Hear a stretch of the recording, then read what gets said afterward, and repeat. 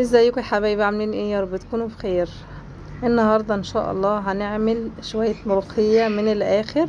هنخزن معاكم الملوخيه وكمان هعملها قصادكم، وشايفين هي خضرة وجميله. وطريقه كده صراحه خطرت على بالي وقلت لازما انفذها، وان شاء الله تفيدكم انتوا كمان. الملوخيه بتاعتي ولا سقطت معايا، يعني الملوخيه سقطت لتحت والشوربه على الوش، ولا اسمرت معايا، وشايفين جميلة واكنك لسه جايباها. هي طبعا ما بتبقاش زي الفريش قوي عشان نبقى صراحة مع بعض، بس بتبقى حلوة صراحة، بتبقى جميلة. وشايفين لونها برضو بيبقى مخضر، مش اللي هي سمرة او اللي هي مسقطة مني او الكلام ده كله. وهنخرطها كمان بالمخرطة عادي جدا. طريقة حلوة جدا وطريقة ممتازة واول مرة تشوفوا الطريقة دي ان شاء الله معايا. ادي الملوخيه بتاعتي، الكميه طبعا اللي انت تحبيها اهيت. هنجيب بقى ايه؟ ورق كراريس عادي جدا، ورق بس اي ورق يكون مفهوش كتابه نحط عليه الملوخيه. وعندك ورق بقى فيه كتابه مش اشكال، حطيه من تحت بس ما يكونش عليه الملوخيه مباشره. يعني احنا بنحط رقين كده من الورق، رق كده ابيض في الاول اللي هو لازما مباشرة كده يتحط عليه الملوخية اهو اللي انا بوريهولكوا، وورق من الورق تاني تحت، علشان طبعا الورق ما يتقطعش منك. اعرفي يعني ايه تلفي كده الورق معاكي بكل سهولة كده وما يتقطعش مننا. بنحط بقى الكمية اللي احنا عايزينها بالشكل دوت. انا صراحة كنت جايبة كمية كده، كانت ملوخية كانت رخيصة الأيام ديت. كان التلات ربط ب10 جنيه، التلات ربط دولت يعملوا لهم حوالي 3.5، 3.5، 3 كيلو أو 3.5. والله ده أنا يعني عملت، كان عندي كمان ناس وعملت حوالي 1.5 كيلو من الملوخية دي. ودولت كمان ايه، قلت أخزنهم بقى. فشايفين بقى خزنتهم 3 أكياس. يعني ما شاء الله برضو مش قليل اللي انا خزنتهم. الكيس يجي طبخة. بنطبقه بقى بالشكل دوت. اهم حاجة زي ما قلت لكم الورق ابيض اول حاجة، وبعد كده بقى لو عايزة تحطي ورق تاني بنتك كاتبة فيه او مستعملينه يعني مفيش مشكلة. اهو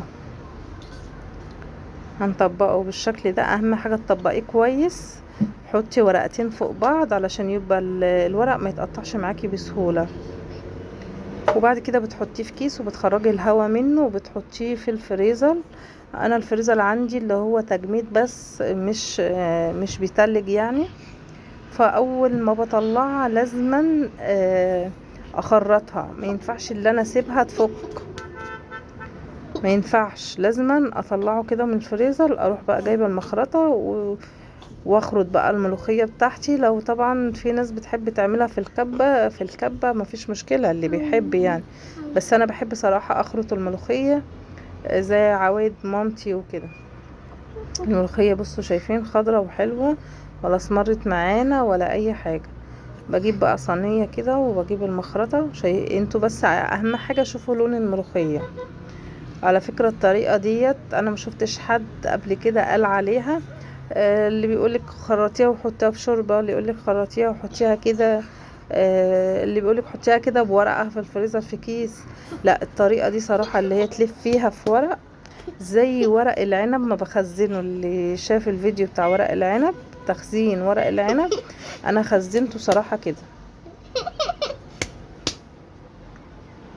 جبت بقى المخرطة وبخرط اهوت الملوخية بتاعتي بالشكل اللي انتوا شايفينه دوت.